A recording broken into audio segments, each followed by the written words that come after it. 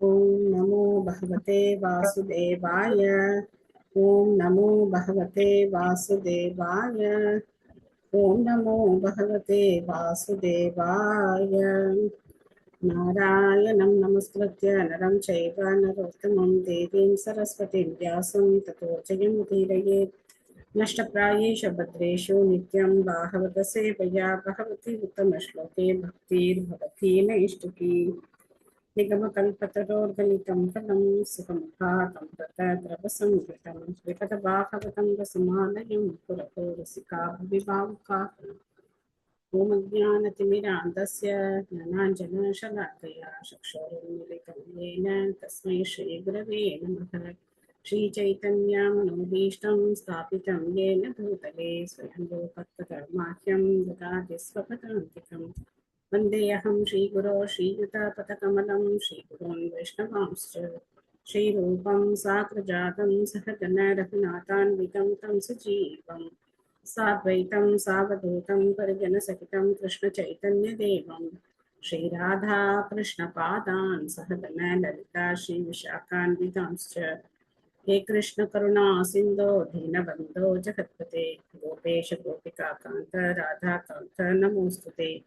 तप्तकाञ्चन गौराङ्गी राधे वृन्दावनेश्वरी वृषभानुसुते देवी प्रणमामि हरिप्रिये। वाञ्छाकल्पतरुभ्यश्च कृपा सिन्धुभ्येव च पतितानां पावनेभ्यो वैष्णवेभ्यो नमो नमः। नमो विष्णुपादाय कृष्णप्रेष्ठाय भूतले श्रीमते भक्तिवेदान्त स्वामिन्निति नामिने। नमस्ते सारस्वते देवे गौरवाणी प्रचारिणे निर्विशेष शून्यवादी पाश्चात्य देशतारिणे। जय श्री कृष्ण चैतन्य प्रभु नित्यानंद श्री अद्वैत गदाधर शिवासादि गौर भक्तवृंद। हरे कृष्णा कृष्ण कृष्णा हरे हरे हरे राम राम राम हरे हरे। मूकं करोति वाचालं पङ्गुं लङ्घयते गिरिं यत्कृपातमहं वन्दे श्रीगुरुं दिनधारिणं प्रमाणं श्रीचैतन्येश्वरं हरिकरं तत्सत्। तथाञ्जनस्मृते यस्मिन् दुष्करं सुकरं भवेत् स्मरेत् प्रीतं श्रीचैतन्यं। ஹரே கிருஷ்ணா. நேற்று நம்ம பாகவதம் பார்த்துக்கல, என்ன ஞாபகம் இருக்கு? பாயிண்ட்ஸ் யாருக்கு என்ன ஞாபகம் இருக்கு? ஷேர் பண்ணலாமா?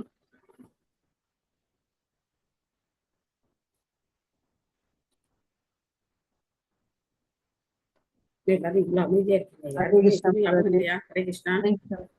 ஹரே கிருஷ்ணா மாதாஜி. ஹரே கிருஷ்ணா. இந்த 10 குற்றங்கள்ல ஃபர்ஸ்ட்டும் 10த்தும் ரொம்ப முக்கியம்னு சொன்னீங்க. பக்தி பரப்புறதுல இருக்கவங்கள நம்ம குறை சொல்லி இகழ்ந்து பேசிடக்கூடாது அப்படின்னு. 10வது வந்து நம்ம உடலையே ஆத்மா அப்படின்னு நினைச்சிடக்கூடாது அப்படின்னு சொன்னீங்க. அதுக்கப்புறமா நம்ம வந்து நாம ஜபம் செய்யறதுல வந்து அந்த ஆனந்தத்துல, அதாவது கண்ணீர் பெருகி அந்த மாதிரி ஒரு நிலையை அடையணும் அப்படின்னு இருக்கு அப்படின்னு சொன்னீங்க. அது மாதிரி 3 லட்சம் நாமத்தையும் சுத்த நாமமா செஞ்சாரு ஹரிதாஸ் தாகூர். அது 3 லட்சம் நாமத்தையும் சுத்த நாமமா செஞ்சாருன்னும் போது அது நினைச்சு பார்க்கவே ரொம்ப இதா இருந்துச்சு. ஹரே கிருஷ்ணா. நன்றி மாதாஜி. ஹரே கிருஷ்ணா. தேங்க்யூ மாதாஜி. வேற யாராவது? ஜபத்துல குற்றங்கள் என்னென்ன குற்றங்கள் மாதாஜி ஜபத்து இப்போ நாம ஜபம் செய்யும் போது குற்றங்கள் என்னென்ன ஒரு குற்றங்கள் தவிர்க்க வேண்டிய குற்றங்கள்லாம் தேங்க்யூ. 26 கொடுத்துருக்காங்க மாதாஜி. சைத்தன்ய சரிதாமரத்துல 26 குணங்கள் இருக்கு மாதாஜி. ஹரே கிருஷ்ணா. யாருடைய குணங்கள்? நல்ல குணம். யாருக்கு? நல்ல பக்தர்கள், பக்தர் உண்மையான பக்தர்கள் மகா மந்திரம் சொல்றதுனால இந்த குற்றங்களை வந்து விடுதலை பெறத்துக்கு வந்து சைத்தன்ய சரிதாமரத்துல சொல்லியிருக்காங்க மாதாஜி 8.31. ஹரே கிருஷ்ண மகா மந்திரம் சொல்லினாலே இந்த குற்றங்கள் எல்லாத்துல இருந்து விடுதலை பெறலாம் அப்படின்னு. இந்த குற்றங்கள் எல்லாத்தையும் போட்டு கிச்சடி பண்றீங்க? இல்ல மாதாஜி, 10 குற்றங்கள் சொல்லியிருக்குல்ல மாதாஜி, அதுல அந்த முதல்ல 26 குணங்கள் பத்தி சொன்னீங்க. கேள்வி நான் என்ன கேட்டேன்? 26 குணங்கள் யாருக்கு சொல்லப்பட்டிருக்கு? 26 குணங்கள் வந்து இதுல உண்மையான பக்தர்களுக்கு பக்தர்களுக்கு இருக்க வேண்டிய குணம். அப்பனா யார்கிட்ட இருக்க வேண்டிய குணம்? நம்ம கிட்ட இருக்க வேண்டிய. இந்த பாயிண்ட் வாங்க. உங்ககிட்ட இந்த 26 குணங்கள் இருக்கணும். அதுக்காகத்தான் இந்த 26 குணங்கள் சொல்லப்பட்டிருக்கு. அப்பதான் நம்ம பக்தர்னு சொல்லிக்க முடியும். அதுக்கப்புறம் இந்த 10 குற்றங்களை தவிர்த்து நாம ஜபத்தை நாம செய்யணும் அப்படின்னு சொல்லப்படும். தேங்க்யூ. ஒரு பாயிண்ட் வந்து கிளியரா நம்ம வந்து புரிஞ்சுக்கிட்டோம் அப்படின்னா அதை நம்ம கடைபிடிக்கிறதுக்கு சுலபமா. இன்னொன்னு சொன்னேன் மாதாஜி, அந்த குற்றங்கள் நம்ம ஜபம் பண்ணும்போது பண்ணினாலும் இவரு சைத்தன்ய மகாபிரபுவோட ஸ்லோகத்தை சொல்லிட்டு பண்ணோம். ஸ்ரீகிருஷ்ண சைத்தன்ய பிரபு நித்யானந்த ஸ்ரீ அத்வைத, அதாவது சொல்லி பஞ்சதத்துவ மந்திரம். பஞ்சதத்துவ மந்திரம். சைத்தன்ய மகாபிரபுவே சரணடைஞ்சி நம்ம வந்து அவர்கிட்ட அவரோட பாத கமலங்கள்ல சரணாகதி அடைஞ்சு புனித நாமத்தை ஏற்றுக்கிட்டோம்னா கொஞ்சம் நம்ம தூய்மையா சொல்லலாம் அவரோட மெர்சினால. இந்த குற்றங்களை நாம சுலபமா தவிர்க்கணும். Okay, thank you mataji. ஸ்ரீமத் பாகவதம் 3வது ஸ்கந்தம், கடவுளின் பரலோக வர்ணனைகள், பதம் 26. தத்விஸ்வ அதிகிருதம் புவனைகவத்யம் திவ்யம் விசித்திர விபுதாக்ருய விமானசோஷிஹி அபூபராம் முதம் அபூர்வம் உபேத்ய யோக மாயாபலேன முனயஸ்தத் ததோ விகுண்டம். மொழிபெயர்ப்பு பொருளுரை வழங்கியவர் தேவதராச பக்திவேதாந்த சுவாமி ஸ்ரீல பிரபுபாத் கி ஜெய். இவ்வாறு மாமுனிவர்களான சனகர், சனாதர், சனந்தர் மற்றும் சனத்குமாரர் தமது யோக சுத்தியின் பயனால் மேலே குறிப்பிடப்பட்டிருக்கும் ஆன்மீக உலகில் உள்ள வைகுண்டத்தை அடைந்தவுடன் முன்னர் எப்பொழுதும் அனுபவித்து அறியாத மகிழ்ச்சியினை உணர்ந்தறிந்தனர். ஆன்மீக வானம் முழுவதும் பகவானின் சிறந்த பக்தர்களால் ஓட்டிச் செல்லப்படும் விமானங்களினால் ஒளி செய்யப்பட்டிருப்பதையும் அங்கே முழுமுதற் கடவுளின் ஆட்சி நிலவுவதையும் அவர்கள் கண்டனர். ஸோ அவங்க பொதுவாக அருவவாதிகளாக தான் இருக்காங்க. ஆனா இங்க வந்து பகவானுடைய ஆன்மீக உலகத்தை அவங்க வந்து அடைகிறாங்க. இப்படிப்பட்ட வைகுண்ட லோகத்தை எங்க ஆரம்பிச்சார்? எதுக்காக வைகுண்ட லோகத்துடைய வர்ணனைகளை நம்ம பார்த்தோம்? எங்க ஆரம்பிச்சது, எப்படி ஆரம்பிச்சோம், அந்த கான்டெக்ட் என்ன?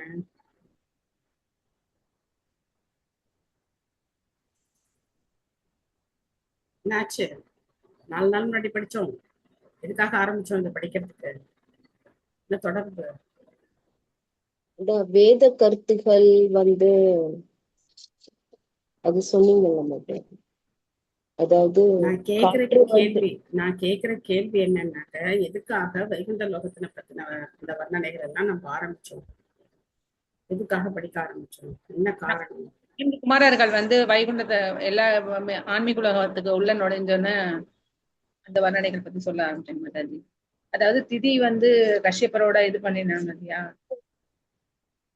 வாங்க வாங்க வாங்க. கலியுகம் வந்து ஒரு கப்பல், அப்போ சொன்னீங்க மாதாஜி. கலியுகம் கப்பல், அப்புறம் வேத கருத்து, காற்று வந்து அந்த கப்பல்ல போயிட்டு இருக்கோம். சோ இதெல்லாம் இப்ப யாரு சம்பந்தமே இல்லாம ஒரு விஷயத்த கொண்டு வர்றீங்க? எதுக்காக வைகுண்ட லோகத்துடைய வர்ணனைகளை நம்ம படிக்க ஆரம்பிச்சோம் அப்படின்னா, கலியுகம் எங்க கப்பல் ஆச்சு? சனகாதி முனிவர் மாதாஜி, ஹரே கிருஷ்ணா மாதாஜி. சனகாதி முனிவர்கள் வந்து வானத்துல வந்து அவங்க எந்த இடத்துக்கு விருப்பம் போல போவாங்க வருவாங்கன்றது தெரியும். அப்படியே நம்ம வைகுண்டத்தை பத்தி பேச ஆரம்பிச்சதா சரியா? சோ திதியுடைய கர்ப்பத்தினால மொத்த பிரபஞ்சமும் என்ன ஆச்சு? இருளாயிடுச்சு. சரியா? தேவர்கள் வந்து பிரம்மா கிட்ட பிரார்த்தனை பண்ணாங்க, எதுக்காக இந்த இருள் இருக்கு அப்படின்னு சொல்லி அவங்க கேட்க. கான்டெக்ட் இதுல இருந்தா நம்ம வந்தோம். சோ அந்த கான்டெக்ட்ல தான் நம்ம வந்து இதை படிக்க ஆரம்பிச்சோம். கதை தானே, கதையை கரெக்டா ஞாபகம் வச்சு கூடாதா? சோ அப்போ தேவர்கள் கிட்ட பிரம்மா சொல்ல ஆரம்பிச்சார், இந்த மாதிரி கஷ்யப்பருடைய மனைவி திதியானவள் கருத்தரிச்சிருக்கா, என்ன காரணம் அப்படின்னு சொல்ல ஆரம்பிச்சு அப்படியே அவர் வைகுண்ட லோகத்தை வர்ணிக்க ஆரம்பிச்சிட்டார். இப்போ திரும்ப வந்து சனகாதி ரிஷிகிட்ட வந்து ஜாயின் பண்ணிட்டார் பிரம்மா. சனகாதி முனிவர்கள் போயிட்டு இருந்தாங்க, வைகுண்ட லோகத்தை அடைஞ்சாங்க அப்படின்னு சொல்லிட்டு திரும்ப எங்க வந்துட்டாரு? வைகுண்ட லோகத்தை வர்ணதையெல்லாம் முடிச்சுட்டு திரும்ப அந்த கான்டெக்ட்ல திரும்ப வந்து சேர்ந்துட்டார். அப்புறம் சுபமலர் மாதாஜி, நீங்க வந்து அந்த அனாலஜியை வந்து கரெக்டா புரிஞ்சுக்கோங்க. சோ அதுல என்ன சொல்லப்பட்டிருக்கு அப்படின்னா, இந்த பௌதீக உலகம் அப்படிங்கிறது ஒரு அறியாமை கடல். நம்முடைய உடல் படகு போன்றது. கலியுகம் படகெல்லாம் கிடையாது. கலியுகம் இருக்கிறதுலயே மோசமான யுகம். நம்முடைய உடல் வந்து படகு போன்றது. வேதங்கள் அனுகூலமான காற்று. இந்த படகினுடைய தலைவன், அதாவது கேப்டன் வந்து ஆன்மீக குரு. அவருடைய வழிகாட்டுதல்ல வேத கட்டளைகளை ஏற்று நம்ம இந்த படகை செலுத்தணும் அப்படின்னா இந்த அறியாமை கடலை எளிதில் கடக்கலாம். ஓகேவா? ஆன்மீக குரு துணையோட ஆன்மீக குரு அதுக்கு ஹெல்ப் பண்ணுவார். அவர் தான் கேப்டன், அவர் தான் படகை செலுத்துகிற அந்த கப்பல் கேப்டன் வந்து அவர் தான். ஓகே மாதாஜி. சோ இந்த மாதிரி அந்த சனகாதி முனிவர்கள் அவங்களுடைய யோக சித்தியின் பயனால அவங்க எங்க வந்து சேர்ந்தாங்க, வைகுண்ட லோகத்துக்கு வந்து சேர்ந்தாங்க அப்படின்னு சொல்லி நம்ம இங்க பார்த்தோம். கார்த்திகா மாதாஜி படிக்கிறீங்களா? ஹரே கிருஷ்ண மாதாஜி. ஹரே கிருஷ்ணன். ஸ்ரீல பிரபுபாதற்கு ஜெய். முழுமுதற் கடவுள் இரண்டற்ற ஒருவரே ஆவார். அவர் எல்லோரினும் மேலானவர். அவருக்கு இணையாகவோ அவரை விட சிறந்தவராகவோ எவரும் இலர். அதனாலேயே அவர் இங்கே விஸ்வகுரு என்று குறிப்பிடப்படுகிறார். உலகம் மற்றும் ஆன்மீக படைப்புகளின் ஆதார உயிர் அவரே ஆவார். மேலும் புவனேக வந்தியம், அதாவது திரிபுவனங்களிலும் வழிபடப்படுபவரும் அவர் ஒருவரே ஆவார். ஆன்மீக வானிலுள்ள விமானங்கள் அனைத்தும் சுய ஒளியுடையன. அவற்றை பகவானின் சிறந்த பக்தர்களே செலுத்துகின்றனர். அதாவது நடப்பு உலகில் கிடைக்கும் எப்பொருளுக்கும் ஆன்மீக உலகில் பற்றாக்குறை ஏற்படுவதே இல்லை. அவை அளவின்றி கிடைக்கின்றன என்பதோடு மதிப்பு மிகவும் உடையன. ஏனென்றால் அவை ஆன்மீகமயமானவை என்பதோடு நித்தியமும் ஆனந்தமும் உடையவையும் ஆகும். முனிவர்கள் முன்னர் எப்போதும் இல்லாத மகிழ்ச்சி எய்தினர் என்றால் அதற்கு காரணம் வைகுண்ட லோகம் ஒரு சாதாரண மனிதனால் ஆளப்படவில்லை என்பதே ஆகும். வைகுண்ட லோகமானது கிருஷ்ணரின் இயல்புகளை கொண்ட மதுசூதனர், மாதவன், நாராயணர், பிரத்யும்னர் போன்ற பல்வேறு பெயர்களை உடையவர்களினால் ஆளப்படுகிறது. இவ்வுன்னத முழுமுதற் கடவுள் தனிப்பட்ட முறையில் ஆட்சி செலுத்துகிறார். இம்முனிவர்கள் தங்கள் தனிப்பட்ட யோக சித்திகளின் பயனால் வைகுண்ட லோகத்தை அடைந்தனர் என்று இங்கே குறிப்பிடப்பட்டிருக்கிறது. இதுவே யோக முறையின் நிறைவு என்று கருதப்படுகிறது. சுவாச பயிற்சியும் உடலை ஆரோக்கியமாக வைத்திருப்பதும் மட்டுமே யோக நிறைவின் இறுதி லட்சியமாகிவிடாது. பொதுவாக அறியப்படும் யோக முறையானது அஷ்டாங்க யோகம் அல்லது சித்தி என்று அறியப்படும் 8 நிலைகளுடைய யோக நிறைவாகும். யோகத்தின் நிறைவினால் ஒருவன் மெலிதினும் மெலிதாகவும் வலிதினும் வலிதாகவும் மாறலாம். ஒருவன் தான் விரும்பும் எங்கும் செல்லலாம். அடைய விரும்பும் எந்த வளத்தையும் அடையலாம். அங்கு அத்தகைய 8 நிலைகள் உள்ளன. வைகுண்ட லோகத்தை அடைந்த 4 முனிவர்களும் மெலிதினும் மெலிதானவர்களாக மாறி உலகத்தின் வானை கடந்து அங்கே சென்றனர். இதில் நவீன இயந்திர விண்கலங்கள் வெற்றி பெறுவதில்லை. ஏனென்றால் அவைகள் பௌதிக படைப்பின் மிக உயரத்தில் உள்ள பகுதிக்கே செல்வதற்கு இயலாதன. அவைகள் ஆன்மீக வானத்திலும் நுழைவது நடக்கக்கூடிய காரியம் அன்று. ஆனால் யோக நிறைவு எய்துவதன் மூலம் ஒருவர் பௌதிக வானத்தில் மட்டுமல்ல, அதை கடந்து ஆன்மீக வானத்தினுள்ளும் நுழைய முடியும். இவ்வுண்மையினை துர்வாச முனிவர் மற்றும் மகாராஜா அம்பரீஷர் பற்றிய நிகழ்ச்சியிலிருந்து நாம் அறிந்து கொள்ளலாம். துர்வாச முனிவர் ஒரு வருடத்தில் எல்லா இடங்களுக்கும் பயணித்து இறுதியில் முழுமுதற் கடவுளான நாராயணரை தரிசிக்க ஆன்மீக வானினுள் நுழைந்தார் என்று தெரிகிறது. இப்போதுள்ள நிலையில் பௌதிக வானின் மிக உயரத்திலுள்ள கிரகத்திற்கு ஒளியின் வேகத்தில் பயணம் செய்தால் அதை அடைய 40,000 ஆண்டுகள் ஆகும் என்று விஞ்ஞானிகள் கணக்கிடுகின்றனர். ஆனால் யோக முறையானது ஒருவனை எந்தவித வரையறையோ அல்லது கடினமோ இன்றி தூக்கி செல்கிறது. யோக மாயா என்னும் வார்த்தை இச்லோகத்தில் பயன்படுத்தப்பட்டிருக்கிறது. யோக மாயா பலனே விகுண்டம். ஆன்மீக உலகில் தோன்றும் உன்னத மகிழ்ச்சியும் அங்கே காணப்பெறும். ஆன்மீக தோற்றங்கள் அனைத்தும் முழுமுதற் கடவுளின் அகசக்தியான யோக மாயையின் மூலமாகவே சாத்தியமாகின்றன. நன்றி மாதாஜி. ஹரே கிருஷ்ண மாதாஜி. தேங்க்யூ மாதாஜி. சோ ஏற்கனவே வைகுண்ட லோகத்துடைய அந்த தன்மைகளை பிரம்மா விவரிச்சிருக்கார். அங்க எல்லாமே ஆன்மீகமானவை, எல்லாமே உணர்வுடையவை. அங்க இருக்கிற ஒரு கல்லா இருந்தாலும் சரி, ஒரு மலையா இருந்தாலும் சரி, எல்லாமே உணர்வுடையவை. நம்ம பகவானுடைய சேவகன் அப்படிங்கிற உணர்வோடு அங்க இருக்கக்கூடியவை. சோ அதனால அந்த இடத்துக்கு போன உடனேயே இந்த 4 பேரும் எல்லை இல்லாத ஒரு ஆனந்தத்தை அனுபவிக்கிறாங்க. இந்த 4 பேரும் ஒன்றும் சாதாரணமா நம்மள மாதிரி கிடையாது. குச்சி ஐஸ்க்கும் கமார்கட் மிட்டாய்க்கும் ஆசைப்படுறவங்க எல்லாம் கிடையாது. மேபி இப்போ நம்ம கொஞ்சம் மாடர்னா செல்போனுக்கும் அப்படிதான் அவங்க சொல்லிக்கலாம். அந்த மாதிரி எல்லாம் மயங்கி போறவங்க கிடையாது. இவங்க உலக பற்று எல்லாத்தையும் விட்டவங்க. ஸோ அவங்க பிறந்த போதே முற்றிலும் வந்து பிரம்மத்தை உணர்ந்த பிரம்ம ஞானிகளாவே பிறந்தாங்க. பிரம்மாவுடைய முதல் குமாரர்கள் 4 பேரும்.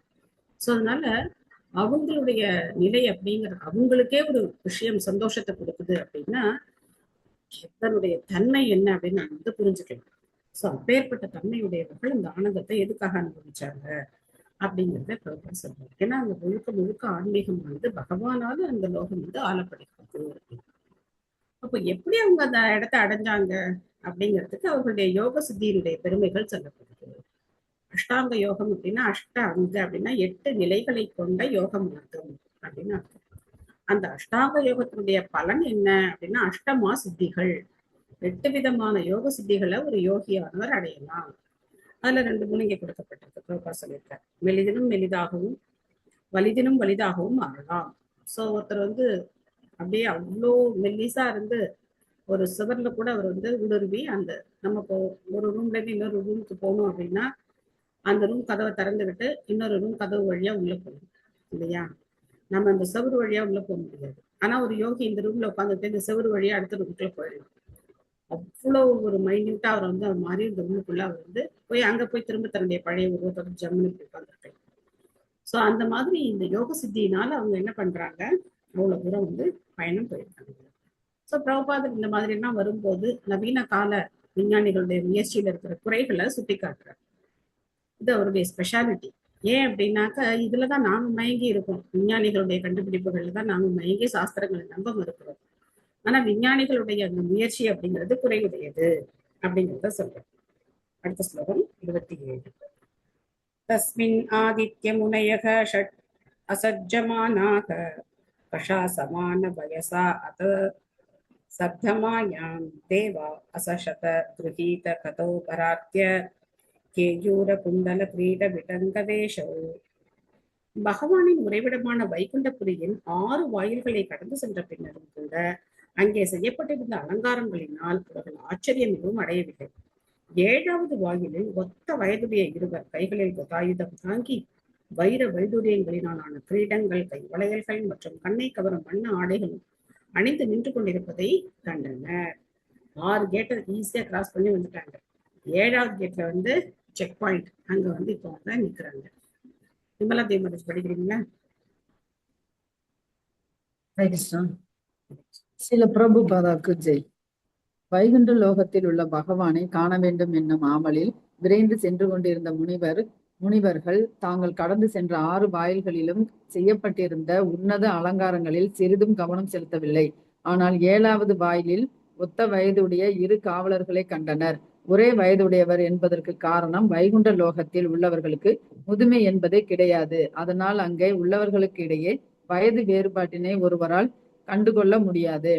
வைகுண்ட லோகத்தில் உள்ளவர்கள் அனைவரும் முழுமுதற் கடவுளான நாராயணரை போன்றே சங்கு, சக்கரம், கதாயுதம், தாமரை போன்றவற்றை ஏந்திய வண்ணம் அணி செய்யப்பட்டிருப்பர். ஹரே கிருஷ்ணா. நன்றி மாதாஜி. ஹரே கிருஷ்ணா. இந்த கோலத்தை தான் நம்ம பெருமாள் கோயில்ல ஜெய விஜயர்கள், இந்த வாயு காப்பால் அந்த கர்ப்பகிரகத்துக்கு முன்னாடி நுழையத்துக்கு முன்னாடி ஜெய விஜயர்கள் இருப்பாங்க. அவங்கள நம்ம பாக்குறோம். அவங்களுக்கு 4 கரங்கள் இருக்கும், சங்கு சக்கர கதாபத்மம் வச்சிருப்பாங்க. சோ அந்த வைகுண்ட லோகத்தினுடைய அந்த இதை ஒத்துத்தான் கர்ப்ப கிரகமானது அமைக்கப்பட்டிருக்கு. அதனால ஒவ்வொரு கோயிலும் ஒரு வைகுண்டம் தான். நமக்கு அந்த உணர்வு அங்க கிடையாது. அந்த உணர்வு இல்லாம நம்ம சும்மா ஏதோ சாமி கும்பிட போறோம் அவ்வளவுதான். அந்த அந்த எண்ணத்தோட நம்ம போறதுனால அது வைகுண்டமா நமக்கு தெரியறது கிடையாது.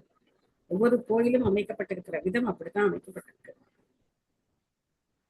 மத்ரத்விரேப வனமாலி கயானி வீதோ வின்யஸ்தயாசித சதுஷ்ட்ய பாஹு மத்யே வக்ரம் த்ருவா குடிலயா ஸ்புட நிர்கமாப்யாம் ரக்தே க்ஷணேன ச மனாத் ரபசம் ததானோ. அந்த 2 காவலர்களின் கழுத்தில் இடப்பட்டு 4 கரங்களுக்கிடையே தொங்கிக் கொண்டிருந்த புத்தம் புது மலர்களினாலான மாலையில் வண்டுகள் மதுவருந்தி மயங்கிக் கொண்டிருந்தன. அவர்களது நெறித்த புருவங்களிலிருந்தும் நீண்டு விரிந்த நாசிகளிலிருந்தும் சிவந்த விழிகளில் இருந்தும் அவர்கள் எக்காரணத்தினாலோ சிரம் உச்சரிக்கின்றனர் என்று தெரிந்தது. சோ அவங்க முகத்தை பார்த்தோன்னே உங்களுக்கு தெரிஞ்சு போச்சு, அவங்க ஏதோ கோபமா இருக்காங்க அப்படின்னு சொல்லி தெரிஞ்சு போச்சு. மம்தா மாதாஜி படிக்கிறீங்களா? சில பிரபுபாதாக்கு ஜெய். அவர்களது மாலைகளில் வண்டு மொய்த்தனவென்றால் அதற்கு காரணம் அவை புத்தம் புது மலர்களினால் கட்டப்பட்டதினாலே ஆகும். வைகுண்டத்தில் எல்லாமே புத்தம் புதியவனமாகவும் உன்னதமானவையாகவும் இருக்கும். வைகுண்ட லோகத்தில் உள்ளவர்களும் பகவான் நாராயணரை போலவே நீல வண்ணமும் 4 கரங்களும் உடையவர்களாகவே இருப்பார். ஹரே கிருஷ்ணா. தேங்க்யூ மாதாஜி. ஹரே கிருஷ்ணா. எங்க பக்தி வைபவ் கிளாஸ நாங்க இந்த ஒரு ஸ்லோகத்தை மட்டுமே கிட்டத்தட்ட ஒரு 1/2 an hour மேல டிஸ்கஸ் பண்ணோம். இந்த ஸ்லோகத்துல 1/2 மணி நேரத்துக்கு மேல டிஸ்கஸ் பண்றதுக்கு என்ன இருக்கு அப்படின்னு நீங்க யோசிக்கலாம். அப்போ எங்களுக்குலாம் என்ன சந்தேகம் வந்தது அப்படின்னா, அந்த மாலையெல்லாம் வாடவே வாடாதா பிரபு அப்படின்னு கேட்டு ஆரம்பிச்சதுதான். அப்படி போச்சு டிஸ்கஷன். அதுக்கப்புறம் எப்படி அப்பன்னா முதல் நாள் போட்ட மாலை எது, மறுநாள் போட்ட மாலை எது, எப்படி இந்த டிஃபரன்ஸ் எல்லாம் கண்டுபிடிக்க முடியும்? மாலை வாடி போயிருந்தா நமக்கு தெரியும், இல்ல இல்ல இது நேற்று போட்ட மாலை வாடி போச்சு அப்படின்னு சொல்லி எடுத்து நம்ம புது மாலை போடணும். எப்படி அந்த டிஃபரன்ஸ் கண்டுபிடிப்பாங்க? அந்த மாலையும் வாடாது, அதுக்கு உணர்வு இருக்கு அப்படின்னா அந்த மாலையை நம்ம எப்படி தூக்கி போட முடியும்? இந்த மாலை உணர்வு இல்லை, உணர்வு இல்லை, நம்ம என்ன பண்ணுவோம்? தூக்கி போட்டுறோம். உணர்வு இல்லைங்கிறதுனால அதுக்கு ஒன்றும் உணர்வு கிடையாது. பூ காஞ்சி போச்சுன்னா தூக்கி போட்டுறோம். அந்த பூவை நம்ம பகவானுக்கு தான் சாத்துறோமா இல்லைன்னா வேற எங்கேயாவது வைக்கிறோமா, அந்த பூவுக்கு அது தெரிய போறதில்லை. ஆனா வைகுண்ட லோகத்துல இருக்கிற அந்த பூவுக்கும் என்ன இருக்கு? உணர்வு இருக்கு. அந்த மாதிரி ஆரம்பிச்சு எப்படி சாப்பிடுவோம்? அப்ப அதுக்கு உணர்வு இருக்குமே. ஒரு பழம் சாப்பிட்டோம் அப்படின்னா அந்த பழத்தை சாப்பிடும் போது அதுக்கு நான் பகவானுடைய தொண்டன் அப்படிங்கிற உணர்வு இருக்குமே.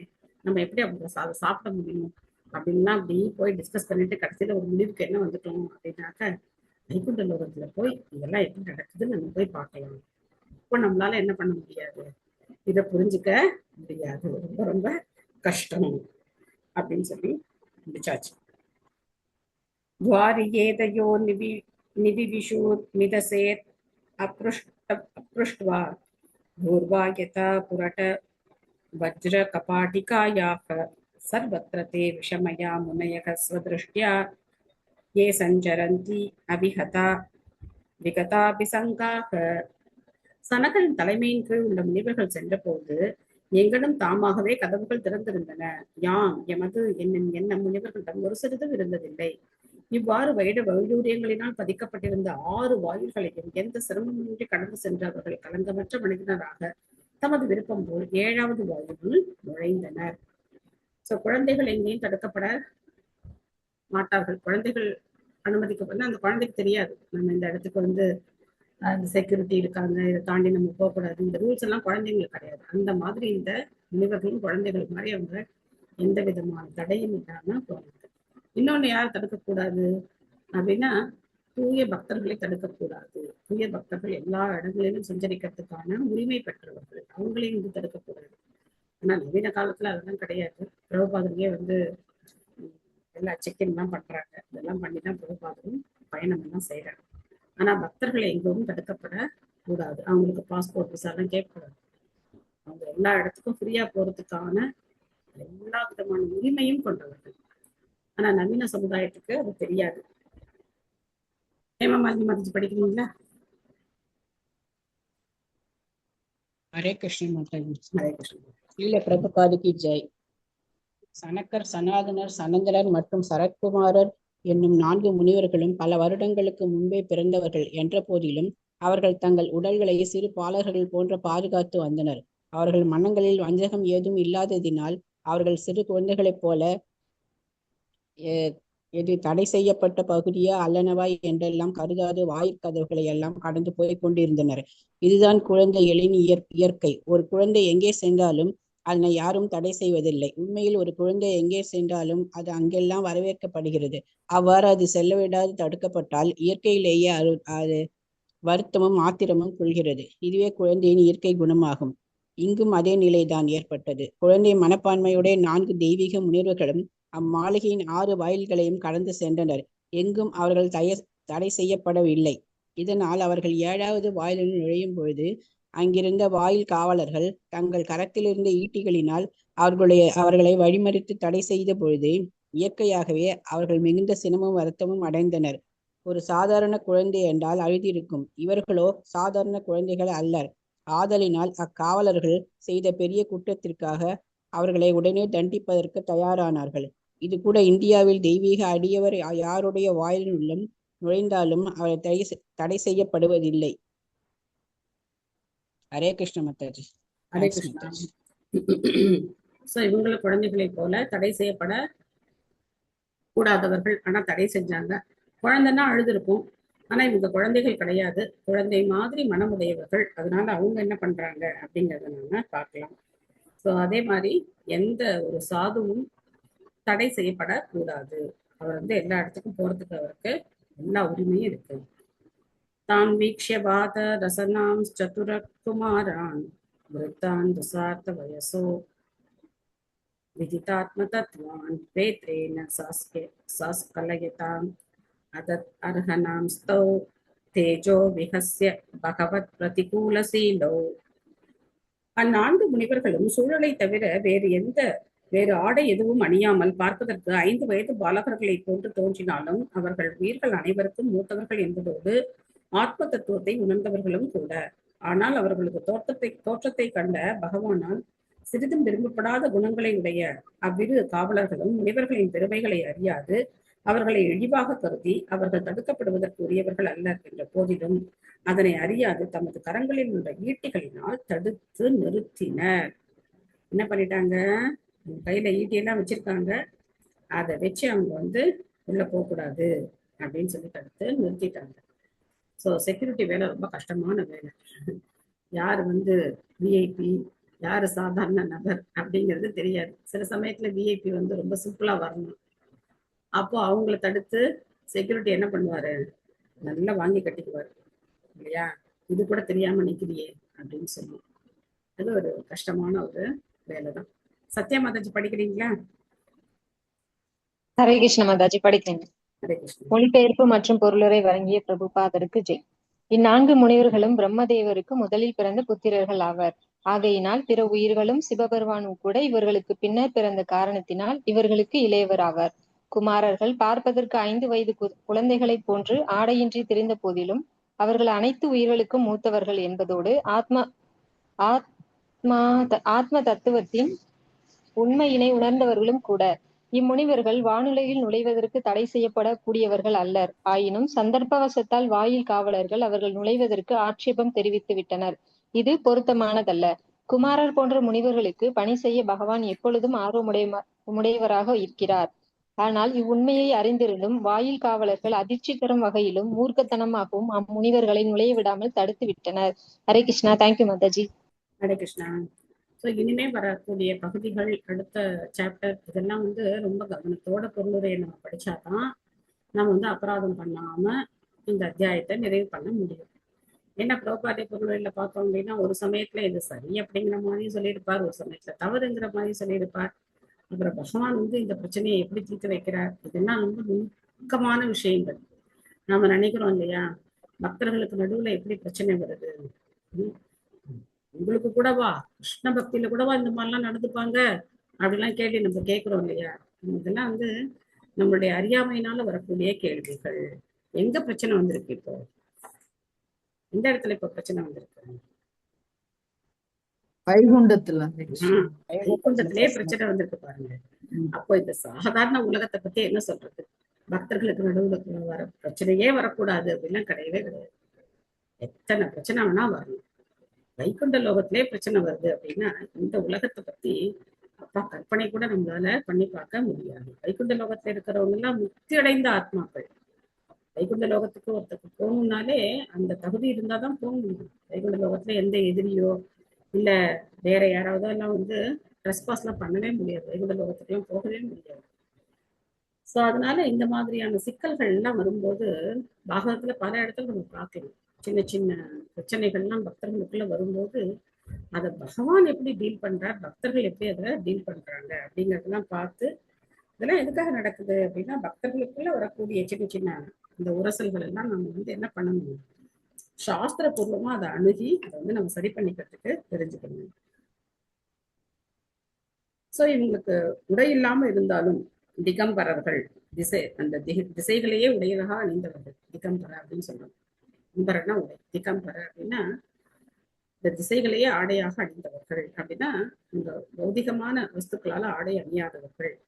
அந்த மாதிரி இருந்தாலும் அவர்கள் தான் எல்லா உயிர்களுக்கும் மூத்தவர்கள்.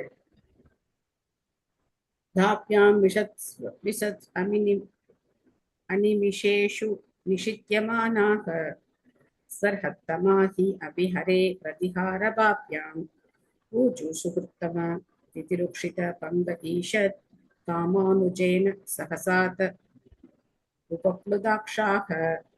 அம்முனிவர்கள் மேலான தகுதியுடையவராயிருந்தும் பிற தேவர்கள் முன்னிலையில் தாம் மேலே செல்ல முடியாதவாறு ஸ்ரீ ஹரியின் வாயில் காவலர்களினால் தடை செய்யப்பட்டவுடன் அவர்களது விழிகள் சிவந்தன. தங்களது நேசிப்பிற்குரிய குருவும் முழுமுதற் கடவுளான ஸ்ரீ ஹரியை காண வேண்டும் என்னும் ஆர்வம் தடை செய்யப்பட்டதினால் எழுந்த சினமே அதற்கு காரணம் ஆகும். ஸோ இப்போ முனிவர்களுக்கு கோபம் வருது. முன்னாடி வாயிற்காவலர்களுக்கு கோபம் வந்தது, அவங்களுடைய கண்கள் சிவந்தது. இப்போ இந்த முனிவர்களுக்கு கோபம் வருகிறது. கலாவதி மாதாஜி படிக்கிறீங்களா? படிக்கிறோங்க மாதாஜி.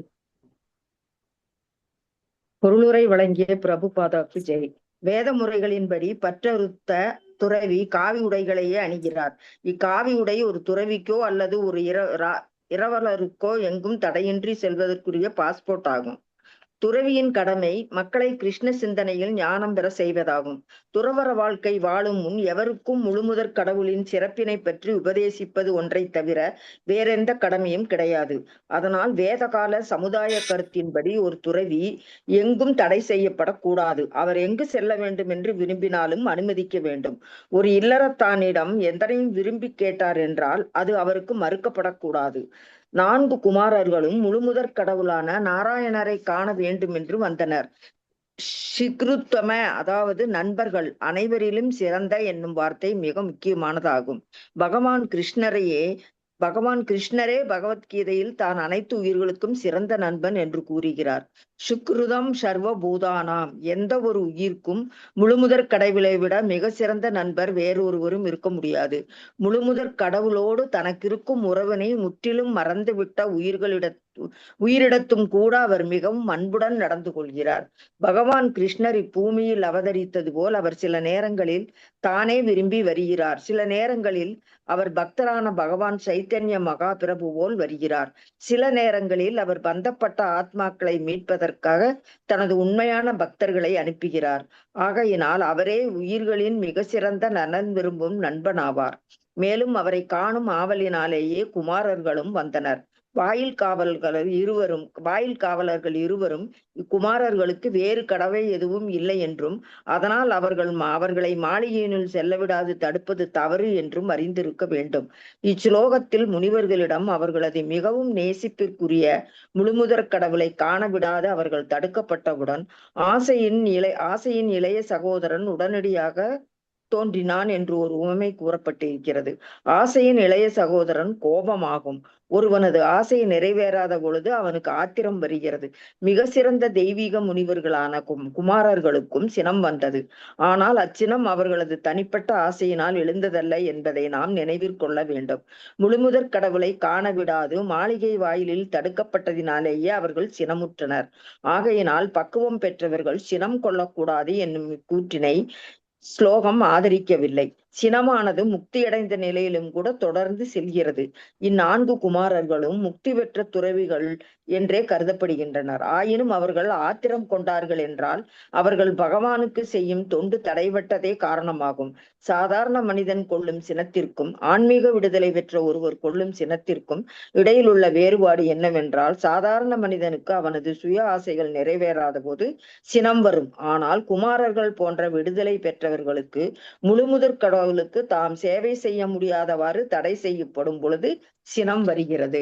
இதற்கு முந்தைய ஸ்லோகத்திலே குமாரர்கள் விடுதலை பெற்றவர்கள் என்று தெளிவாக குறிப்பிடப்பட்டிருக்கிறது. விதி தாத்ம தத்வ என்றால் தன்னுணர்வின் உண்மையினை ஒருவன் அறிந்து கொள்ளுதல் என்று பொருளாகும். தன்னை உணர்ந்து கொள்ளாதவன் அறியாமை மிக்கோன் என்று அழைக்கப்படுகிறான். ஒருவன் தன்னை உணர்ந்து பரம்பொருளையும் உணர்ந்து பரம்பொருளுக்கும் தனக்கும் இடையே உள்ள உறவினையும் உணர்ந்து கொண்டு தன்னுணர்வில் செய்யப்படும் செயல்களையும் உணர்தலே விதிதாத்மா தத்துவம் என்று கூறுவர். குமாரர்கள் ஏற்கனவே விடுதலை பெற்றவர்களாக இருந்தும் அவர்கள் சினம் கொண்டனர். இது மிகவும் முக்கியமான ஒன்றாகும். விடுதலை பெற்றுவிட்ட காரணத்தினாலேயே ஒருவன் தனது புலனுணர்வினை இழந்துவிட வேண்டும் என்று தேவையில்லை. புலனுணர்வு செயல்கள் விடுதலை பெற்ற நிலையில் கூடவே இருக்கும்.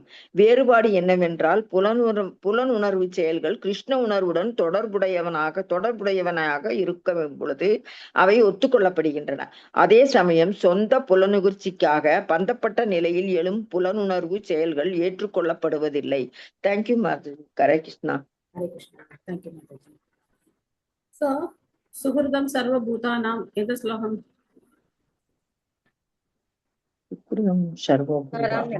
போக்தானாம் யஜ்ஞதரசாம் சர்வலோக மகேஸ்வரம் சுகிருதம் சர்வபூதானாம் ஞாத்வாமாம் சாந்திம் ருச்சதி. தேங்க்யூ. 5வது அத்தியாயத்துல கடைசி ஸ்லோகம் இல்லையா? 29வது ஸ்லோகம் மாதாஜி. கடைசி ஸ்லோகம் 5வது அத்தியாயத்துல 3 விஷயத்த அந்த ஸ்லோகத்துல பகவான் சொல்றார். நான் தான் எல்லா யாகங்கள் தவங்கள் இதையெல்லாம் நான் தான் அனுபவிக்கிறேன். அப்புறம் எல்லா லோகங்களுக்கும் நான் தான் ஈஸ்வரன், நான் தான் கட்டுப்படுத்துறவன். அப்புறம் எல்லா ஜீவராசிகளுடைய நலம் விரும்பி, இந்த 3 விஷயத்த சொல்றேன். இந்த 3 விஷயத்த யார் தெரிஞ்சுக்கிறாங்களோ அவங்க எப்படி இருப்பாங்க? சாந்தி விருட்சத்தி, ரொம்ப அமைதியா ஆனந்தமா இருப்பாங்க அப்படின்னு சொல்றேன். ஏன் அப்படின்னா இந்த 3 நாம நினைச்சுக்கிறோம். நான் தான் எல்லாத்தையும் அனுபவிக்கிறேன், நான் தான் எல்லாத்தையும் கட்டுப்படுத்துறேன், நான் தான் எல்லாருடைய நலம் விரும்பி அப்படின்னு நம்ம நினைக்கிறோம். அதனாலதான் எங்க போனாலும் நமக்கு அந்த கட்டுப்படுத்தக்கூடிய மனப்பான்மை இருக்கு.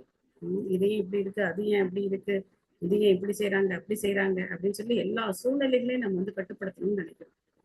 சோ நம்ம எந்த சூழ்நிலையும் நம்மளால கட்டுப்படுத்த முடியாது. அதே மாதிரி நம்ம அனுபவிக்கிறதுக்கு ஏதாவது தடை ஏற்படும் போது நமக்கு கோபம் வருது. நான் தான் அனுபவிப்பாளர். என்னுடைய சந்தோஷத்துக்கு ஏதாவது தடை ஏற்படும் போது நமக்கு அது கோபம், ஆத்திரம், அதுக்கப்புறம் வருத்தம், அழுகை, விரக்தி இதெல்லாம் நமக்கு ஏற்படுது.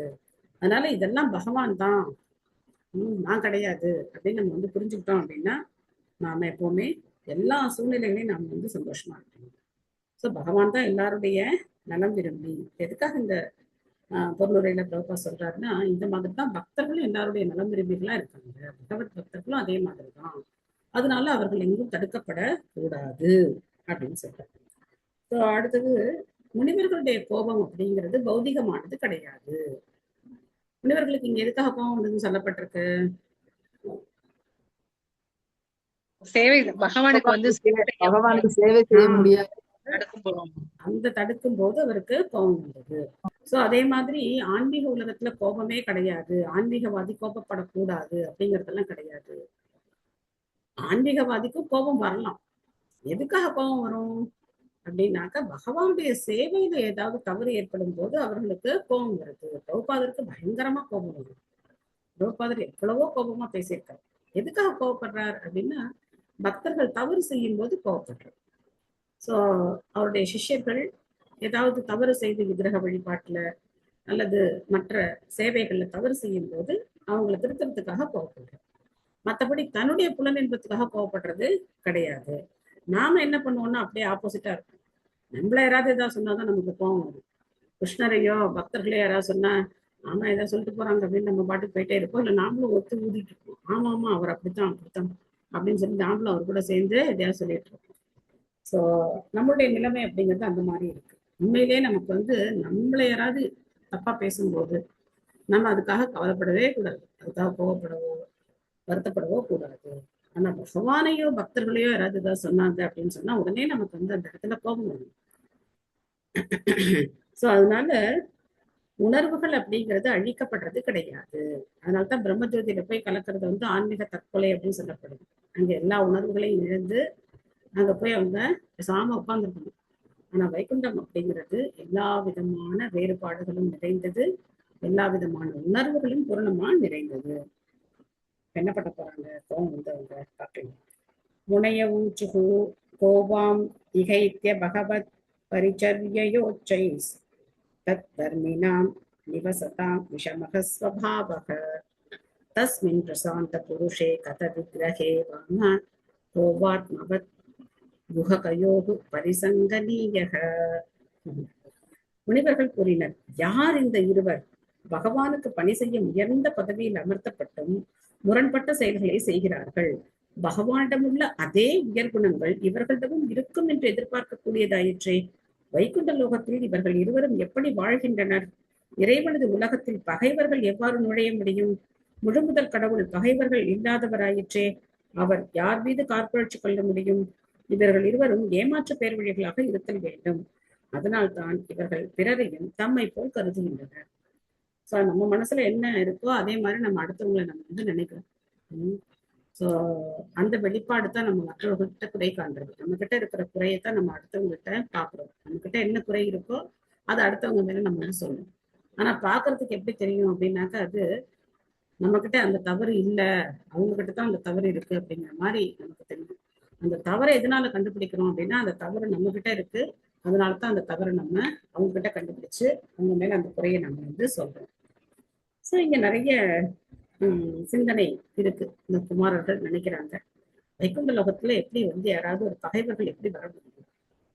இவங்களுக்கு பகவானுக்கு உண்டான அதே குணங்கள் இருக்கணும் இல்லையா? அப்படி இல்லாம இவங்க எப்படி இந்த வைகுண்ட லோகத்துல இருக்க முடியும்? அப்போ இவங்க வேஷதாரிகள், பக்தர்களை போல இவங்க வந்து இருக்காங்க தவிர இவங்க உண்மையானவர்கள் கிடையாது அப்படின்னு வந்து அவங்க நினைக்கிறாங்க. சிவமலர் மாதாஜி படிக்கிறீங்களா? ஹரே கிருஷ்ணா மாதாஜி. பொருளுரை.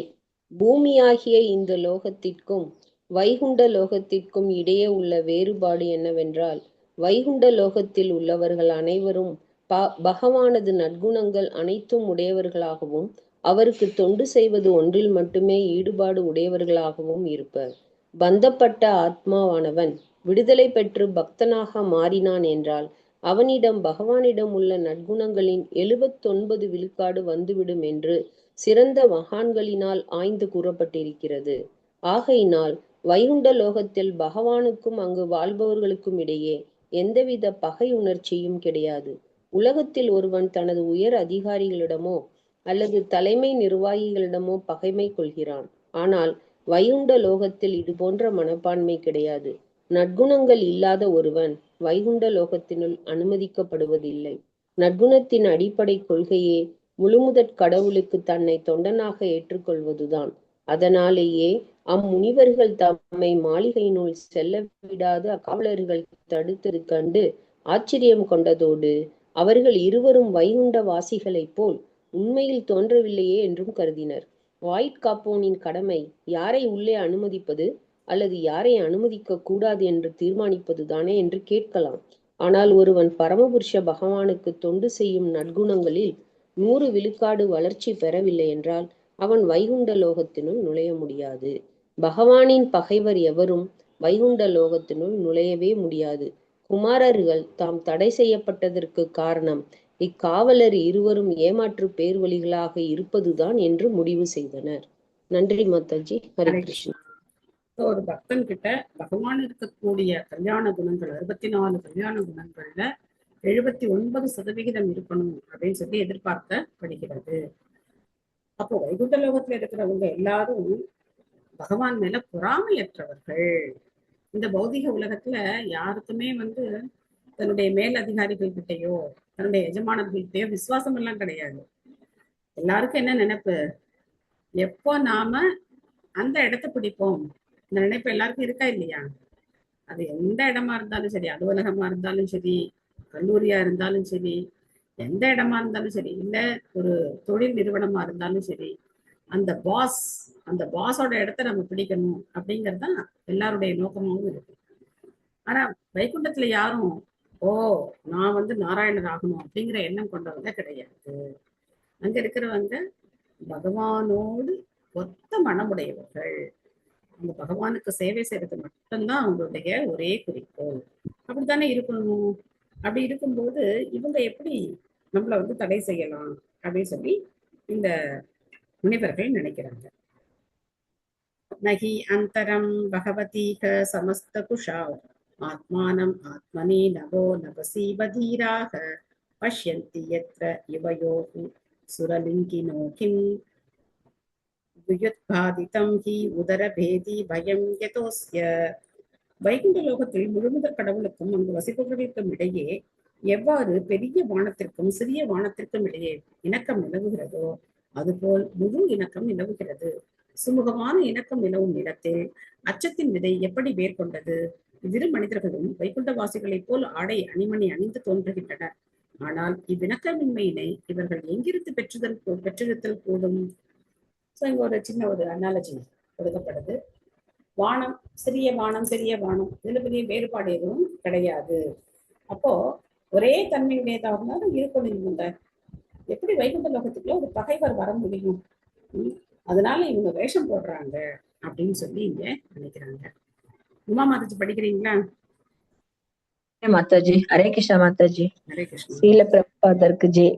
உலகில் உள்ள ஒவ்வொரு நாட்டிலும் 2 விதமான வேறுபாடுடைய துறைகள், பொதுத்துறை மற்றும் குற்றத்துறை என்று இருக்கின்றன. இதுபோல் கடவுளின் படைப்பிலும் 2 வெவ்வேறு துறைகள் இருக்கின்றன. நமது உலகை பொறுத்த மட்டில் குற்றத்துறையானது பொதுத்துறையை காட்டிலும் மிக மிக சிறிய இருப்பதை நாம் பார்க்கிறோம். ஆகையினால் குற்றத்துறை என்று கருதப்படும் பௌதீக உலகமானது பகவானின் ஒட்டுமொத்த படைப்பில் 1/4 பகுதியாக இருக்கிறது. பௌதீக பிரபஞ்சங்களை இருப்பிடங்களாக கொண்ட உயிர்கள் அனைவரும் ஏறத்தாழ குற்றவாளிகளாகவே கருதப்படுகின்றனர். ஏனெனில் அவர்கள் பகவானின் கட்டளைக்கு கீழ்ப்படிவதில்லை அல்லது பகவானின் விருப்பத்துக்குரிய இணக்கச் செயல்களுக்கு பகவானான முழு முதற் கடவுள் இயற்கையில் ஆனந்தமயமானவராகவே விளங்குகின்றார். மேலும் அவர் தனது உன்னத ஆனந்தத்தினை பெருக்கிக் கொள்வதற்காக தன்னை பலராக விரித்துக் கொள்கிறார் என்பதுவே. பரமபுருஷ பகவானின் பாகங்களாக இருக்கும் நம்மை போன்றவர்கள் பகவானின் புலன்களை திருப்திப்படுத்துவதற்குரியவர்கள் ஆவோம். ஆகையினால் எப்போதெல்லாம் இந்த இணக்கத்திற்கு ஊறு ஏற்படுகிறதோ அப்போதெல்லாம் உடனடியாக மாயையின் வலையில் உயிர் சிக்கிக் கொள்கிறது. பகவானின் ஹரே கிருஷ்ணா மாதாஜி. ஒரு லைன் உங்க புக்ல இல்லையா, இல்ல நீங்க விட்டுட்டு படிக்கிறீங்களா அப்படின்னு எனக்கு தெரியல. சோ ஏனெனில் அவர்கள் பகவானின் கட்டளைக்கு கீழ்ப்படிவதில்லை அல்லது பகவானின் விருப்பத்திற்குரிய இணக்க செயல்களுக்கு எதிராக இருக்கின்றனர். இல்ல மாதாஜி, அது ஓகே, இணக்க செயல்களுக்கு எதிராக இருக்கின்றனர். படைப்பின் அடிப்படையானது பரமபுருஷ பகவானான முழுமுதற் கடவுள் இயற்கையிலேயே. அதுல இருந்து நீங்க படிச்சீங்க. பகவானின் விருப்பத்திற்குரிய இணக்க செயல்களுக்கு எதிராக இருக்கின்றனர். அதை ஆட் பண்ணிக்கோங்க. அப்பதான் அந்த லைன் கம்ப்ளீட் ஆகும். ஓகே, இதை கொஞ்சம் டிஸ்கஸ் பண்ணிட்டு நம்ம மேல படிக்கலாம். ஓகே, இப்போ ஒரு அரசாங்கம் இருக்கு அப்படின்னா 2 துறைகள் இருக்கு. ஒண்ணு வந்து பொதுத்துறை, ஒண்ணு வந்து குற்றத்துறை அப்படின்னு சொல்லப்பட்டிருக்கு. பொதுத்துறைனா என்ன, குற்றத்துறைனா என்ன?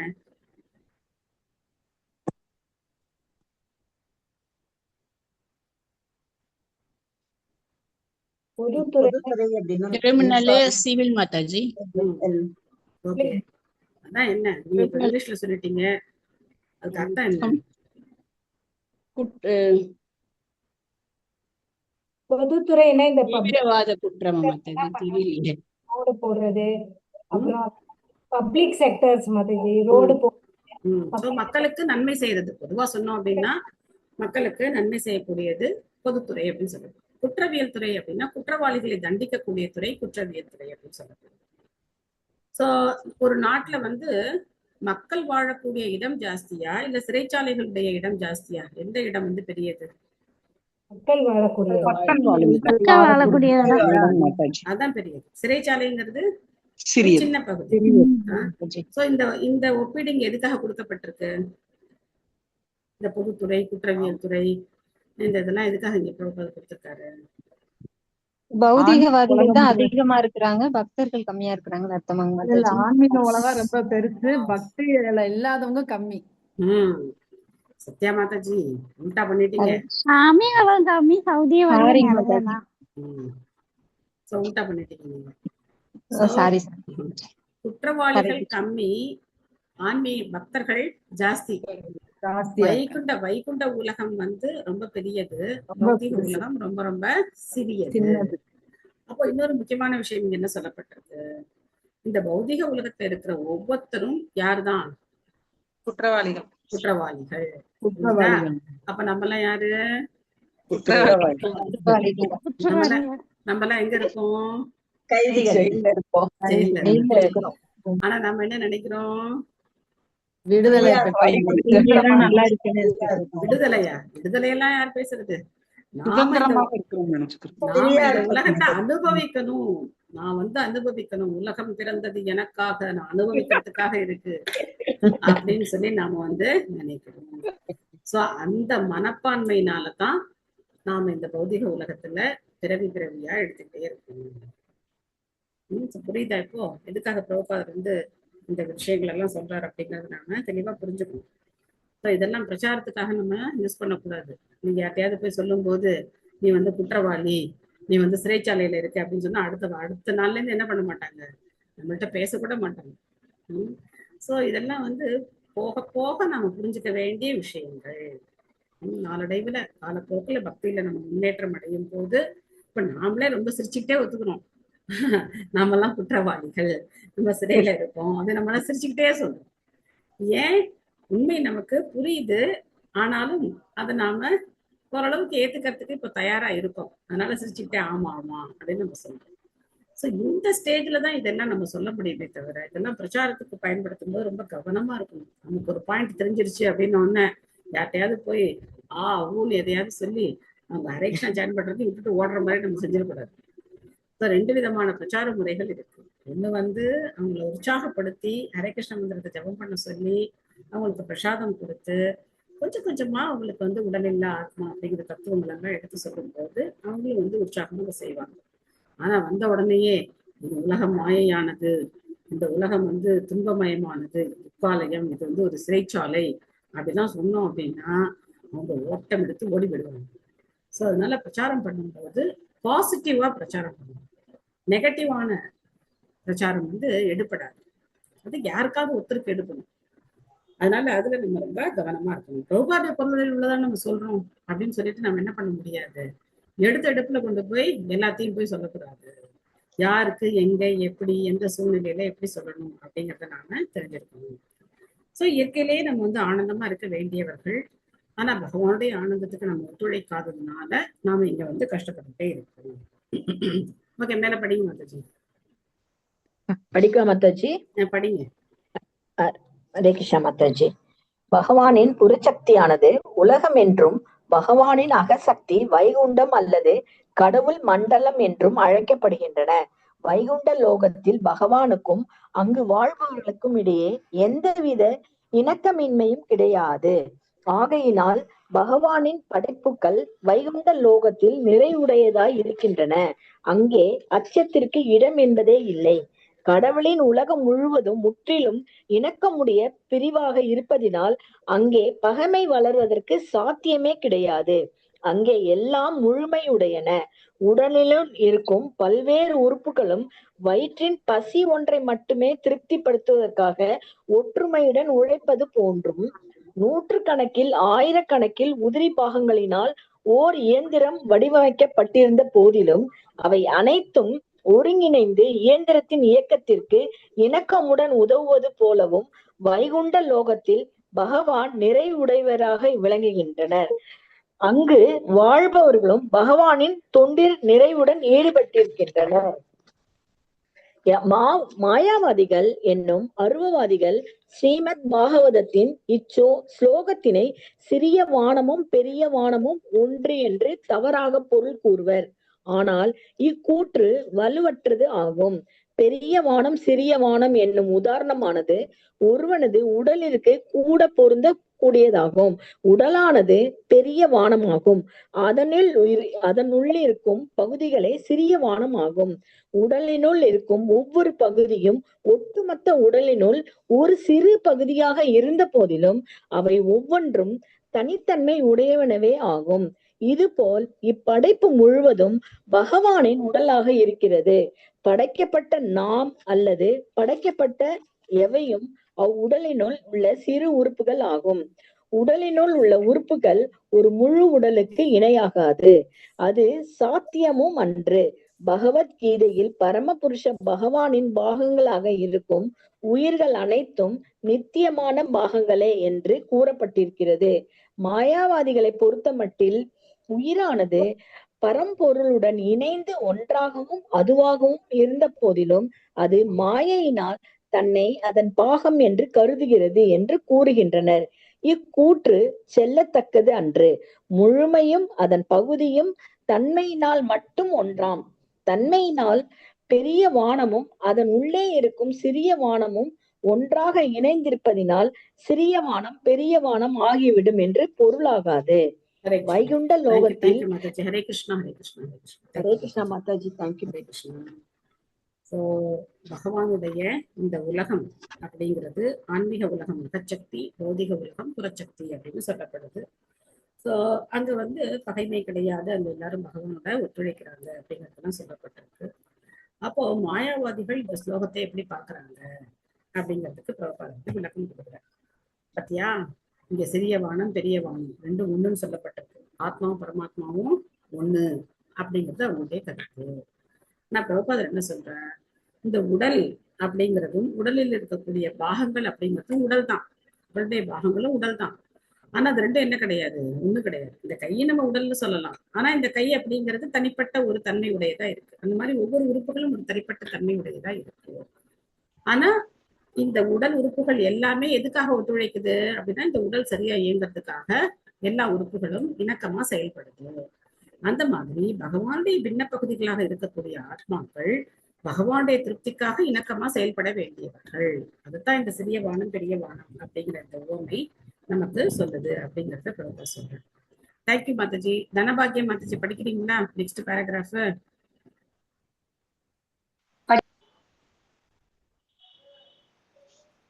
படிக்கிற மாதாஜி.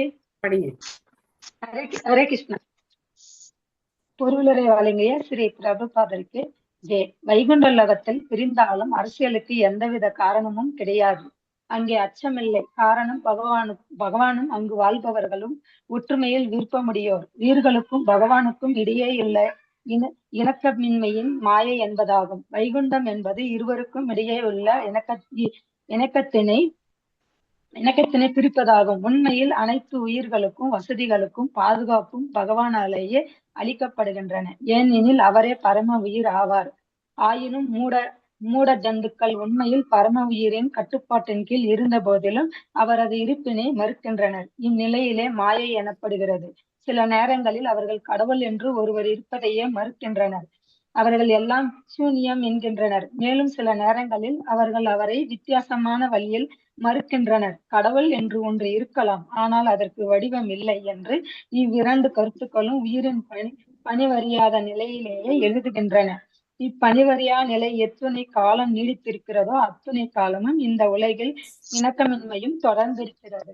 இலக்கமும் இணக்கமின்மையும் ஒரு குறிப்பிட்ட இடத்தின் சட்டம் மற்றும் ஒழுங்கினை வைத்து உணர்ந்து கொள்ளப்படுகிறது. சமயம் என்பதே பரமபுருஷ பகவானின் சட்டம் மற்றும் ஒழுங்காகும். ஸ்ரீமத் பகவத்கீதையில் நாம் சமயம் என்பதற்கு பொருள் பக்தி தொண்டு அல்லது கிருஷ்ண உணர்வு என்று பார்க்கிறோம். கிருஷ்ணர் புறசமய அறநெறிகள் அனைத்தையும் விட்டுவிட்டு என்னை சரணடைவாயாக என்று கூறுகிறார். இதுவே சமயம் எனப்படும். ஒருவர் கிருஷ்ணரே பரம ஆனந்தர் என்றும் அவரே பரமபுருஷ பகவான் என்றும் முழுவதும் உணர்ந்து அதற்கேற்ப செயல்படுவானே எனில் அதுவே உண்மையான சமயமாகும். இதற்கு எதிரானவை எல்லாம் சமயத்திற்கு புறமானவை ஆகும். அதனால் கிருஷ்ணர் புறசமய கொள்கைகளை விட்டு விடு என்கிறார். ஆன்மீக உலகில் கிருஷ்ண உணர்வின் சமய அறநெறிகள் இணக்கமாக பேணப்படுகின்றன. ஆகையினாலேயே அது வைகுண்டம் என்றழைக்கப்படுகிறது. அதே கொள்கைகள் இங்கும் முழுவதுமோ அல்லது பரமபாகமோ அனுசரிக்கப்பட்டதென்றால் இதுவும் கூட வைகுண்டம்தான். ஆகையினால் எந்த இயக்கமாயினும் அது அகில உலக கிருஷ்ண பக்தி இயக்கம் போன்றதாய் இருந்தால் அகில உலக கிருஷ்ண பக்தி இயக்கத்தில் உள்ள உறுப்பினர்கள் கிருஷ்ணரை மயமாக்கி தமது நம்பிக்கையான அவர் மீது வைத்து பகவான் கீதையின் கொள்கைகளுக்கேற்ப இணக்கமுடன் வாழ்வார்கள் எனில் அவர்கள் இப்பூத உலகில் வாழ்வதில்லை, மாறாக வைகுண்டத்திலேயே வாழ்கின்றனர். ஹரே கிருஷ்ணா மாதாஜி. ஹரே கிருஷ்ணா. நன்றி மாதாஜி. சோ பிரபுபாதர் என்ன கன்க்ளூஷன் கொண்டு வராரு அப்படின்னா, பகவான் என்ன விருப்பப்படுறாரோ அந்த விருப்பத்துக்கு ஏத்த மாதிரி நம்ம செயல்பட்டோம் அப்படின்னா நாமளும் வைகுண்டத்துலதான் இருக்கோம். பொருளுரை எப்படி ஆரம்பிச்சது? இந்த பொருளுரை எப்படி பிரபுபாதர் ஆரம்பிச்சாரு, எப்படி முடிக்கிறாரு? ரெண்டு விதமான துறைகள் இருக்கிறது, பொதுத்துறை அப்படின்னு சொல்லிட்டோம். இங்க நமக்கு கரெக்டா இருந்தோம்னா இதுவே வைகுண்டம் வாழ்றதுக்கு அர்த்தம் அப்படின்னு. முதல்ல இந்த உலகம் சிறைச்சாலை, இங்க குற்றவாளிகள் தான் இருக்காங்க அப்படின்னு சொன்னாரு. ஆனா முடிக்கும் போது என்ன சொல்றாரு, இந்த மாதிரி இந்த உலகத்திலேயே யார் ஒருத்தர் பகவான் சொன்னதை கேட்டு நடந்துக்கிறாங்களோ அவங்க இந்த சிறைச்சாலையில இல்ல, அவங்க குற்றவாளிகள் கிடையாது, அவங்க விடுதலை பெற்ற ஆத்மாக்கள், அவங்களும் வைகுண்டத்துல தான் இருக்காங்க. அதனால ஒவ்வொரு இஸ்கான் சென்டரும் ஒரு மினி வைகுண்டம்னு சொல்லியிருக்காரு. சோ அங்க போனாலும் இந்த மாதிரி சின்ன சின்ன பக்தர்களுக்குள்ள சின்ன சின்ன கருத்து வேறுபாடுகள் இருக்கும். ஒரு வீட்டிலேயே பார்த்தோம் அப்படின்னா ஒரு குடும்பத்துக்குள்ளேயே அம்மா அப்பா பசங்களுக்குள்ளே என்ன வருது, கருத்து வேறுபாடுகள் வருது. ஆனா பலவிதமான பின்புலங்கள்ல இருந்து ஒருத்தர் வர்றாங்க. ஒவ்வொருத்தருடைய பேக்ரவுண்ட் ஒவ்வொரு மாதிரி இருக்கும். ஒவ்வொரு இனம், ஒவ்வொரு குலம், ஒவ்வொரு விதத்துல இருந்து மக்கள் வர்றாங்க. அப்ப கருத்து வேறுபாடுகள் அப்படிங்கிறது இருக்கலாம். ஆனா அந்த கருத்து வேறுபாடு பகவானை திருப்திப்படுத்துறதுக்காக இருந்தது அப்படின்னா அது ஏற்றுக்கொள்ளப்படும். ஒருத்தர் சொல்லலாம், பகவானுக்கு இன்னைக்கு அவியல் தான் பண்ணணும் அப்படின்னு சொல்லலாம். ஒரு பக்தர் சொல்லலாம், இல்ல இல்ல இன்னைக்கு பொரியல் தான் பண்ணணும் 2 கருத்து வேறுபாடுகள் இருக்கலாம். அவியலா பொரியலா அப்படின்னு சொல்லி கருத்து வேறுபாடு ஏற்படலாம். ஆனா அது எதை மையமா கொண்டது? பகவானுடைய திருப்தியை மையமா கொண்டது. சோ எனக்கு அவியல் பண்ணி இன்னைக்கு பகவானுக்கு அவரை திருப்திப்படுத்தணும்னு ஆசை, ஒருத்தருக்கு பொரியல் பண்ணி திருப்திப்படுத்தணும்னு ஆசையா இருக்குன்னா 2 பேரும் அவியலா பொரியலா அப்படின்னு சின்ன கருத்து வேறுபாடு ஏற்படலாம், தப்பு கிடையாது. சோ அதனால கருத்து வேறுபாடுகள் வரவேற்கப்படுகின்றன. அதை நாம சுமூகமான முறையில சரி அவியல் கொஞ்சம் பொரியல் கொஞ்சம் 2 பண்ணி இன்னைக்கு நைவேத்தியம் பண்ணிடலாம் அப்படின்னா முடிஞ்சு போச்சு இல்லையா? சோ வேற ஏதாவது ஆப்ஷன் கூட அவங்க செலக்ட் பண்ணலாம். இந்த மாதிரி கருத்து வேறுபாடுகளே இருக்கக்கூடாது அப்படின்னு நம்ம சொல்ல முடியாது. ஆனா கருத்து வேறுபாடுகள் நம்மளுடைய சுய அந்த அகங்காரத்தை திருப்தி பண்றதுக்காக இருக்கக்கூடாது, பகவானுடைய திருப்திக்காக இருக்கணும். பகவான் சொல்றாரு இல்லையா, எந்த ஸ்லோகத்துல சொல்றாரு? எல்லாத்தையும் விட்டுட்டு என்ன சரணடை அப்படின்னு எந்த ஸ்லோகத்துல சொல்றாரு? இந்த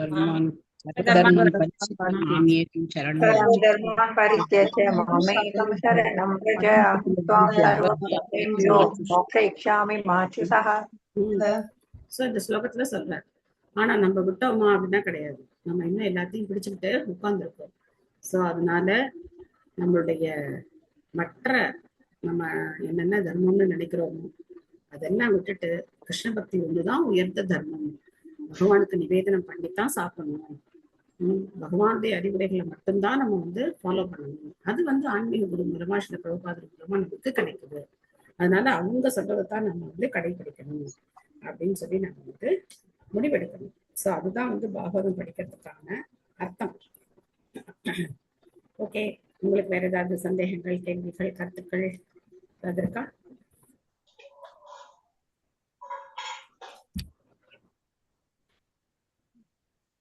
இன்னைக்கு பாணிஹாட்டி பத்தி கேட்டு தெரிஞ்சுக்கிட்டீங்களா? கிளம்புற யாராவது உங்களுக்கு சொன்னாங்களா மார்னிங் கிளாஸ்ல? இல்ல மாதாஜி, மார்னிங் கிளாஸ்ல சொல்லல. ஓகே, அப்ப நாளைக்கு மார்னிங் நான் சொல்லிடுறேன். ஓகே, சண்டே உங்களை பாப்போம். நாளைக்கு மார்னிங் சொல்றேன். வேற ஏதாவது கேள்விகள், கருத்துக்கள் ஏதாவது இருக்கா? ஹரே கிருஷ்ண மாதாஜி, நாங்க நாளைக்கு மதுரை இஸ்கான்ல இருந்து போறோம் மாதாஜி, அத்தாள பெருமாள் கோயிலுக்கு. இன்னைக்கு திருநெல்வேலி போறதா சொன்னாங்களே? ஆமாங்க மாதாஜி, நாளைக்கு நாங்க போறோம். 2 நாள் ப்ரோக்ராம், நாங்க செகண்ட் மட்டும் அட்டெண்ட் பண்ணலாம். ஓ, 2 நாள் ப்ரோக்ராம் இருக்கா? சரி சரி சரி. நாளைக்கு காலம்பர 5 மணிக்கு போறோம் மாதாஜி. சரி சரி சரி சரி.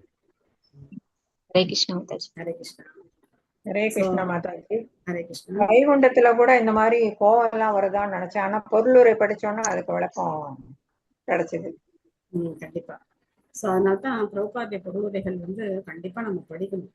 எப்படி ஹனுமானுக்கு கோபம் வந்தது, எப்படி அர்ஜுனனுக்கு கோபம் வந்தது. அதனால கோபம் அப்படிங்கிறது பக்தியில பகவானையோ பகவத் பக்தர்களையோ யாராவது ஏதாவது சொல்லும் போது அந்த இடத்துல கோபப்படுறதுல தவறே கிடையாது. தொடர்புடைய. நன்றி மாதா. ஹரே கிருஷ்ணா. ஹரே கிருஷ்ணா மாதாஜி. ஹரே கிருஷ்ணா. वाञ्छा कल्पतरुभ्यश्च कृपा सिन्धुभ्यः एव च पतितानां पावनेभ्यो वैष्णवेभ्यो नमो नमः।